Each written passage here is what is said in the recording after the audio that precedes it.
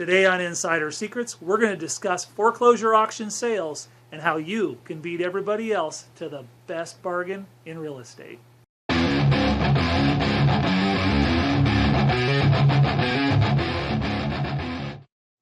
Well, hey everybody, welcome back. My name is Daniel Barron Howe, Dean of PowerProfitsUniversity.com and author of FlipLikeThePros.com. If you've been a part of the real estate community for a long time, no doubt you probably heard an awful lot about foreclosure auctions, and you probably attended a few to yourself. One of the biggest problems with foreclosure auctions is the old adage that's the first rule of economics. Excess profit breeds ruinous competition. And simply put, it works like this. If you've got an amazing deal, everybody else is going to be on that amazing deal. And sooner or later, a good deal is going to become a marginal deal, and it might not even become a deal at all. So that's what stemmed me to create the Power Profits system, to go out and 25 some years ago and create a system where I beat everybody else to the auctions. And that's what we're going to teach you here in the upcoming year. But we're going to talk about the last stage of foreclosure, the one that's most commonly known. So today we're going to discuss a little bit about what's going on at a foreclosure auction sale.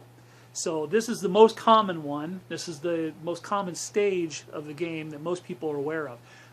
Very few people do what I do, beating everybody to the auction. We backtrack and we grab these people and we do deals with them before they get to the final stage and the gavel drops. But let's say that you haven't learned my system, you haven't been a part of that yet, and so you want to know just a little bit about the process that goes on with foreclosure. So we're going to discuss that right now. So this is what I call the last stage in the game. This is the game, the time when the gavel drops. This is when transfer of ownership happens and the people who are in the house no longer have any ownership of it in the purest sense of the word.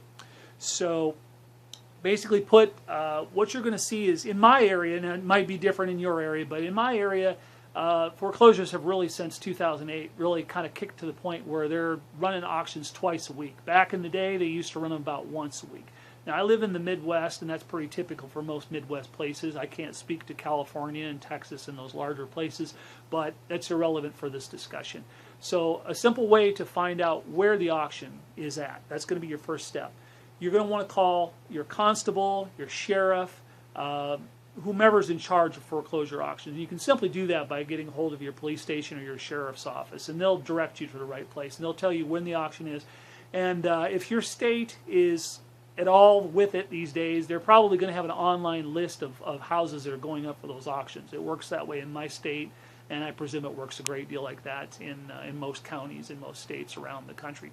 So when you have that, you're going to know that there's probably anywhere from a dozen to maybe 40 or 50 houses being auctioned off. So you're going to see, when you go to that auction, you're going to see an awful lot of people milling around with clipboards and important people and not so important people. And you would assume, generally speaking, that those people are there to be bidders. Or they're probably homeowners that are watching their house being taken from them.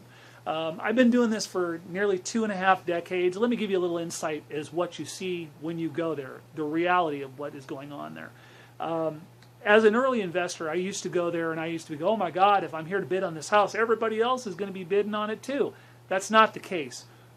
Let's take a group of about 100 people that show up to the auction. What you're going to find is probably most of those people are the attorneys and or representatives for the bank that is foreclosing. So we can cut half that list out right there. So that leaves you 50 people that are milling around the auction there. So are those all bidders? Absolutely not. What you're going to find is you're probably, out of that 50 people, you're probably going to find maybe 10 tops that are active, money in hand bidders that are there to do business. The rest are people standing around with clipboards, writing prices down, watching the process, and they're kind of like you. They're kind of getting to know how the system works, and they're kind of going through the school of hard knocks and just learning by observation. Now, a lot of these guys are doing what I commonly refer to as loading the gun. They load the gun, but they never pull the trigger. They just don't know what the next step is. And so if you like and subscribe to my channel, I'm going to teach you what to do when it's time to pull that trigger. So when it comes to the actual houses, let's say you have one of those houses that you're interested in. All of those 100 people that are there really are not at all interested in your deal. Now, if it's a good deal, let's say, for example, you have a $100,000 house. Let's say maybe the auction is being auctioned at starting at $30,000. Yes, you are going to have competition. You best believe you're going to have competition because, again, excess profit breeds ruinous competition. So I would never advise anyone, ever, ever, ever, to go to an auction and bid just because you drove past a house and you thought, well, it looks like a nice house. You've got to do your due diligence. That's the number one thing. Never, ever, ever buy a house from the curb. Never, ever buy a house if you can at all avoid it without going inside and seeing what it looks like. And again, I will teach you how to go inside and assess that house. In a lot of cases, it's possible to do.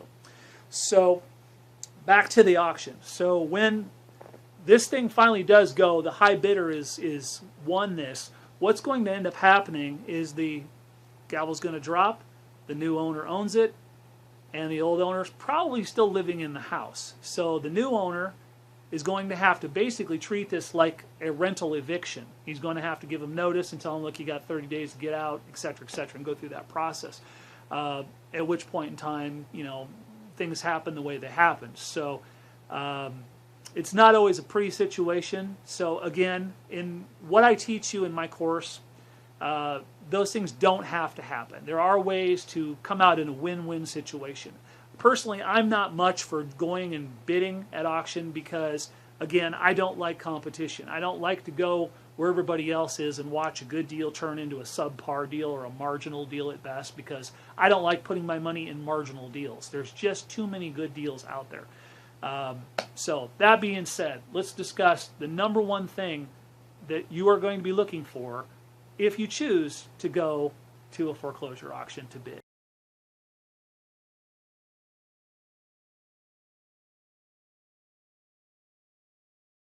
All right, so the number one thing you want to do is you want to make sure you have your money right. You don't ever, ever show up at an auction and just start throwing prices. Let's assume you got some money and you want to bid.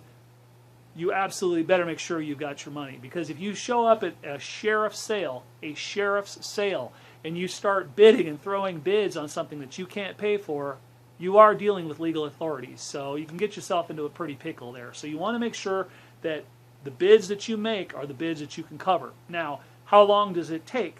You best have your money ready to go right there. Oftentimes, in my area anyway, they like to see that you have your money right here, right now.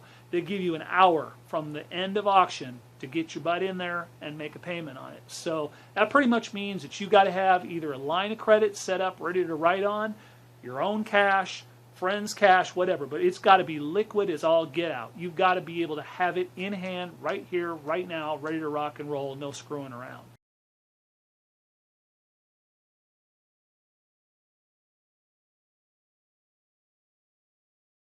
So again, as I referenced earlier, now let's assume you go through the bidding process and you win that bid. So what happens next? You pay the man and they give you a title. They give you basically a piece of paper that says that you are now the owner, and of course obviously some things will be filed and recorded and stuff like that. So there's a couple things that at this point in time a lot of people wonder, well, what happens to all the liens? What happens to all the second mortgages? What happens to all the things that were attached to that house? Well, in the purest sense of the word, those things drop away. Now, I've been at this for a very long time, and I've seen cases where not necessarily that those things are wiped out. So the first thing that I would advise you to do is go touch base with the people who may still be in the house and approach them in a friendly way. Say, look, I bought the house. Let them know I want to work this out. And you may have to work a deal where you maybe give them a couple bucks to pack their stuff, because most people that are in foreclosure are so poor they can't even afford a U-Haul. I mean, they have no place to go. You don't want to make their problems your problems, but at the same time, you now have a new asset you need to get in there and start turning into cash. So negotiation kind of goes a long, long way, and a good attitude goes a long, long way when dealing with those folks. And oftentimes you'll find that they're not going to come to the door with a gun, and they're not going to view you as a banker or as any kind of adversary, but set the tone early on with those folks if you find them, and you know, it just makes good sense. Treat people in a humane fashion. So during that discussion, I would probably find out if they have anything related to the house that you might need. Maybe you can give them a couple bucks for that garage door opener or whatever. In my area, I'm in an abstract state. So that abstract is basically a giant book that's a history, it's a title on the house. And so getting one of those things when they don't exist or when you don't think they exist is gold. Because those things can run over $1,000. So if perhaps possibly the person is still in the house, you have an opportunity to kind of strike a bargain with them, say, look, do you still have the abstract for the house? I'm willing to give you $100 or something like that for it. Because trust me, they'll probably take the $100 because anybody's holding out money to them, they're going to be very open to that idea. So because bottom line, if you don't have it, you're not going to be able to go to the next step. And the next step is you're going to need to do a title search to make sure everything has been stripped away. The number one thing that I hear an awful lot is Irs liens. Sometimes, in the purest sense of the word, the way this works is when you go to an auction, the sheriff, by way of law and through a court and through the judge, they strip that secondary, third, lien, etc., off of that title. Now, not necessarily does that happen, so a title search will tell you what's going on. Now, the length of this video is going to be a short one here, so I'm not going to get into the depths of how to remove title problems. That's a story for another thing. And of course, you should always talk to a competent real estate attorney to teach you those things, because they're definitely worth the money that you pay for them to do that. So anyway, once you've done your title search and you know that you've got good, clear title, then and only then, after you've got the people out, after you've done your title search, and then and only then is it time to swing a hammer, to start doing any kind of rehab, to start talking about refinancing, talking about all those things that are part of your long range or short or medium term plans. So, but never, never, never, ever spend a dime on that house until you know you got clear title.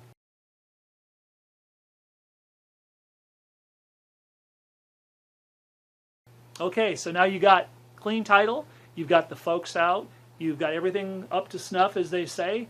Now, what are you going to do with it?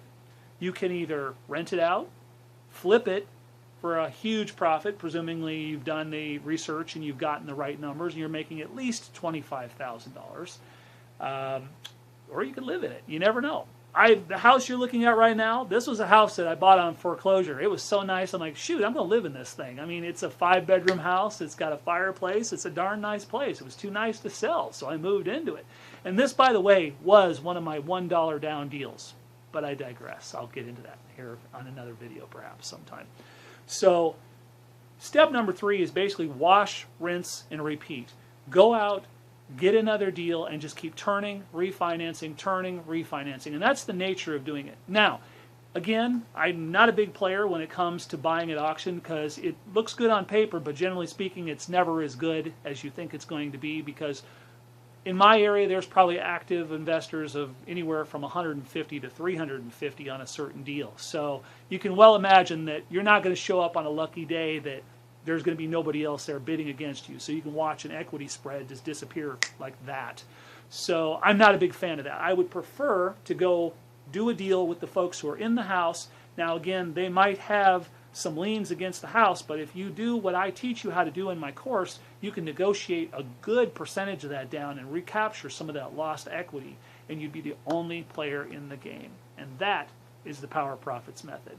My name is Dan. I'm Dean of PowerProfitsUniversity.com and author of FlipLikeThePros.com. Please like and subscribe to my content. I'm here for you to teach you everything you need to know to become another player in this wonderful business.